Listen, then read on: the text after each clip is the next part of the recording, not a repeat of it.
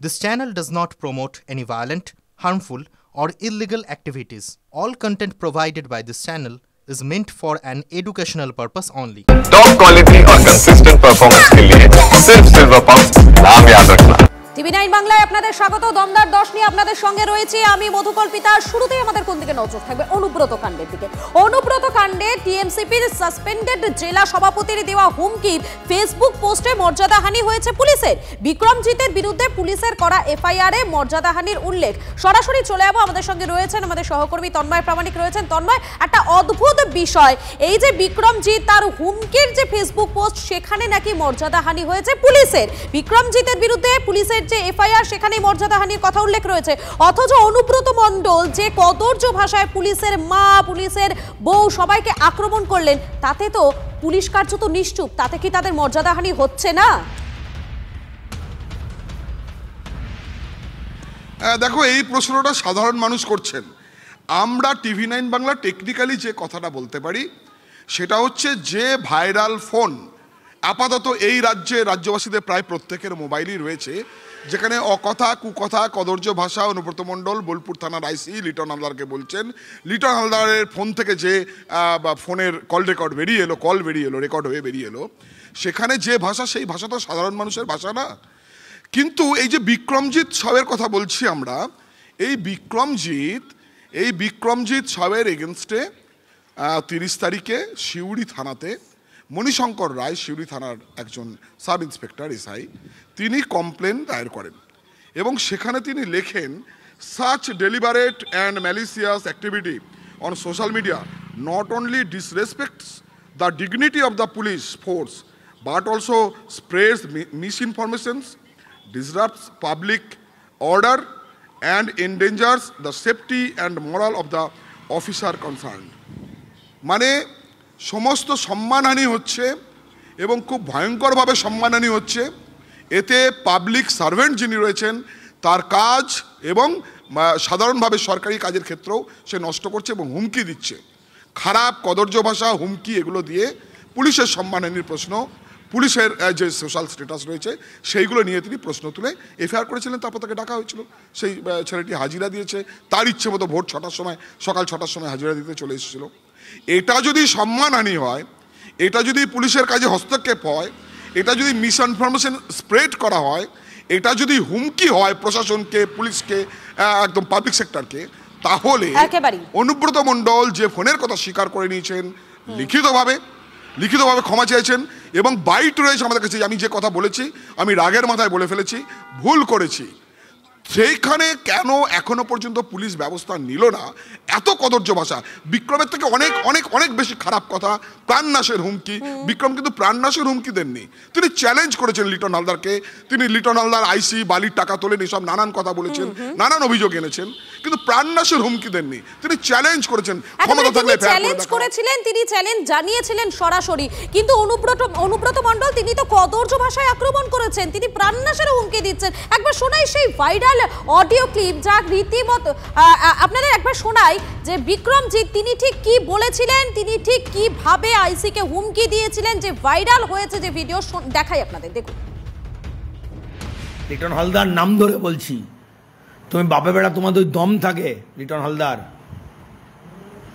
তুমি অনুব্রত মণ্ডলের এগেনস্টে, বীরভূম জেলা তৃণমূল ছাত্র পরিষদের এগেনস্টে এবং বীরভূম জেলা তথা সাধারণ ছাত্রছাত্রীদের এগেনস্টে একটা এফআইআর করে দেখিও। তুমি জানো নিজে, তুমি দুর্নীতি পরায়ণ, তুমি কত লোকের কাছে কতভাবে কীরকমভাবে টাকা নিয়েছো,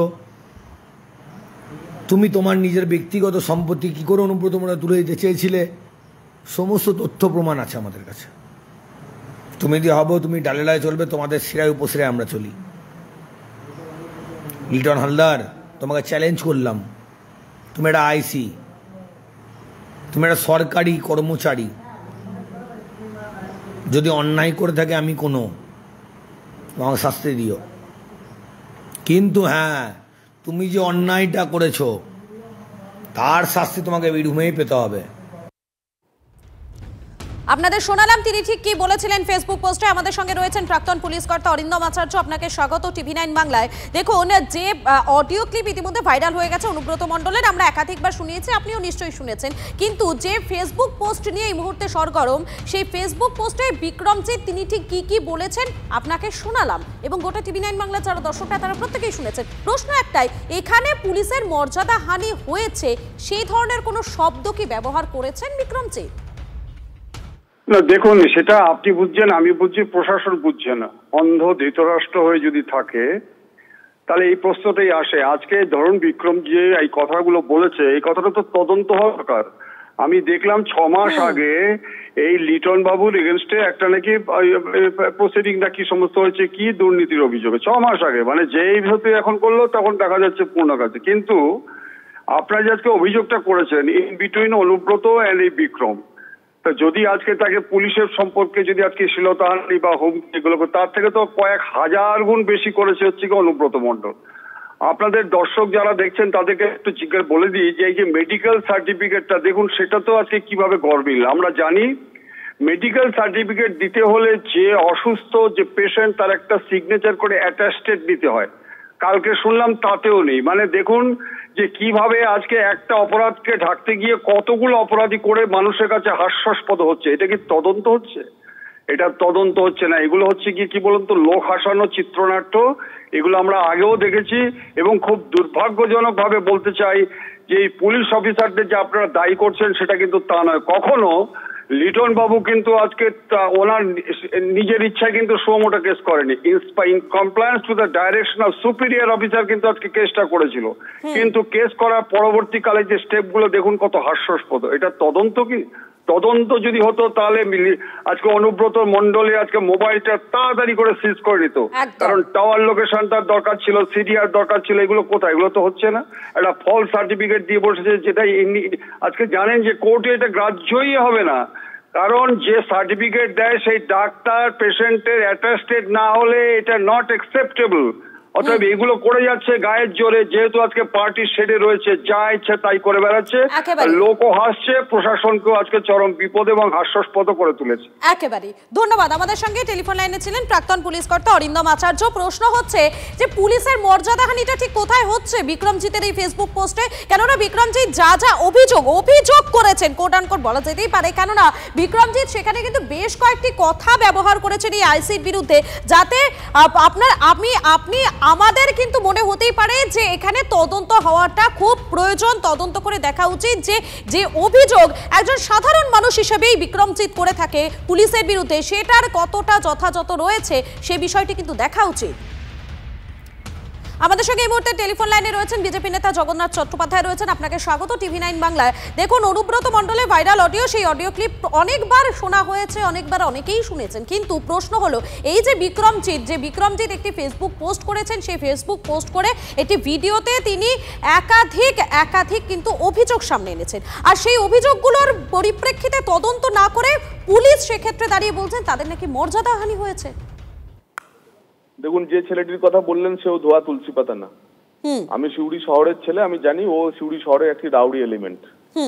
কিন্তু পুলিশ যে সিলেক্টিভ সেটা তো আমরা বরাবরই বলছি, এবং পশ্চিমবঙ্গ পুলিশের যে অশোক স্তম্ভ ছাপ ছেড়ে পশ্চিমবঙ্গ পুলিশ তো জোড়া ফুল ছাপ অনেকদিন আগেই নিয়ে নিয়েছে। তো সুতরাং পুলিশ এই ব্যবহার করবে সেটাই স্বাভাবিক আছে। এবং কেন যে আপনারা অনুব্রত মণ্ডল এইভাবে করছেন? গত 15 বছরে এইভাবে 2 বছর যে জেলে ছিল সেই জেলের বাইরে এভাবেই ও জেলা চালিয়ে এসছে, এভাবেই প্রতি রাতে ওষুধ খেয়ে, ও নিজেই বলেছে আমি ওষুধ খেয়েছিলাম, প্রতি রাতে ওষুধ খেয়ে এভাবেই ও গালাগাল করে জেলা চালিয়েছে। ডিএম, এসপি, ডিআইজি, আপনি কল্পনা করতে পারছেন আপনি কেন সামান্য পুলিশ যে অডিও ক্লিপে, আমি জানি না ওটা এআই জেনারেটেড কিনা, সে তদন্ত নিশ্চয়ই আপনারা করছেন বা পুলিশ করছে কিনা জানি না, কিন্তু রাজ্য পুলিশের ডিজির নাম নিচ্ছে, ওই ভাষায় রাজ্য পুলিশের ডিজিকে কথা বলছে। তারপরে ডিজির অফিস থেকে এখনো অব্দি কোনো স্টেটমেন্ট এলো না কেন যে আদৌ ওই ফোন এসেছিল কিনা। যদি ওই ফোন না এসে থাকে, যদি ডিজির নাম করে তার আইসিকে ভয় দেখানোর জন্য ওইভাবে অন্য কোনো ভাবে ফোন করা হয়ে থাকে, সেটাও তো আলাদা অপরাধ, সেটা আলাদা মামলা হওয়া উচিত। যার ফলে পশ্চিমবঙ্গ পুলিশ জোড়া ছাপ মারা পুলিশ এভাবেই চলে। একেবারে ধন্যবাদ। আমাদের সঙ্গে টেলিফোন লাইনে ছিলেন বিজেপি নেতা জগন্নাথ চট্টোপাধ্যায়।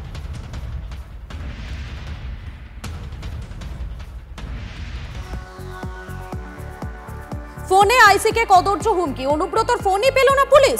গতকাল এসডিপিও অফিসে ফোন নিয়েই নাকি যাননি অনুব্রত মণ্ডল। খবর সূত্রের কোথায় গেল কেষ্ট মণ্ডলের মোবাইলের ফোন? জীবন কৃষ্ণের পুকুরে ফোনের স্মৃতি আপনাদের নিশ্চয়ই মনে থাকবে। জীবন কৃষ্ণ সাহা, যার বাড়িতে যখন কেন্দ্রীয় তদন্তকারী আধিকারিকেরা তারা পৌঁছে গিয়েছিলেন একটি দুর্নীতির তদন্তের জন্য, জীবন কৃষ্ণ সাহা তিনি তার মোবাইলটা বাড়ির পেছনের একটি পুকুরে ছুঁড়ে ফেলে দিয়েছিলেন। আর সেই স্মৃতি কি কোনোভাবে মনে করানোর চেষ্টা করছেন বারবার করে অনুব্রত মণ্ডল? কেননা অভিযোগকারী আইসি তার দুটো ফোন ইতিমধ্যেই বাজেয়াপ্ত করেছে পুলিশ। কিন্তু অনুব্রতকে 7 দিনের ছাড় কেন? জামিন অযোগ্য ধারার পরেও কেন গ্রেফতার করা গেল না অনুব্রত মণ্ডলকে? আর যখন অনুব্রত মণ্ডলকে গ্রেফতার করা হলো না, তা নিয়ে কিন্তু রাজনৈতিক চাপানুতর শুরু হয়ে গিয়েছে। শাসক বিরোধী কি বলছেন তারা, শোনাই আপনাদের। তিনি তার ফোন কোথায় রেখেছেন সেটা নাকি মনেই করতে পারে। মমতা ব্যানার্জির বাড়িতে আছে। ও 3 দিন 4 দিন ধরে যাচ্ছিল না, মমতা ব্যানার্জি শিখিয়ে দিয়েছে, যা যা বলতে তাই শিখিয়ে বলেছে। মমতা ব্যানার্জির গাইডেন্সে অনুব্রত চলছে, যা যা শিখিয়ে দিচ্ছে ফেস টাইমে, হয়তো নিজে করছে না, ফেস টাইম কেউ বিশ্বাস করছে না, এবার অন্য কারো ফোন থেকে হয়তো করে দিয়েছে। ববি একটু বলে দিবি তো অনুব্রতকে, এই করবি, এই করবি না। যে ফোন থেকে হুমকি, সেটা থেকে প্রমাণ নষ্ট করা হতে পারে, এমনটাই আশঙ্কা করছেন মোহাম্মদ সেলিম। মমতা ব্যানার্জি বলেছিলেন তার অক্সিজেন কম আছে, স্মৃতিশক্তি কম আছে, এটা তোমার কাছ থেকে জানলাম, বা উনি বলেছেন আর কি। কিন্তু পুলিশ যে আইসির, বোলপুর থানার আইসির টেলিফোন হ্যান্ডসেটটাকে বাজেয়াপ্ত করলো, তার মানে একদিকে উনি বলছেন মনে নেই, আর এবার পুলিশের হাতে, মানে বুঝতে পারছো রাজীব কুমার ডিজির হাতে। তাহলে সেটাকে যেরকম চিট ফান্ডের সমস্ত সাক্ষী সাবুত লোপাট হয়েছে, এই ফোনটা থেকেও যাতে সব ইরেজ না করে দেয়, তাহলে দেখা যাবে তৃণমূলের নেতা অনুব্রত মনে করতে পারছে না কিছু, আর পুলিশ বলবে হ্যান্ডসেটটা থেকে কিছু উদ্ধার করা যাচ্ছে না।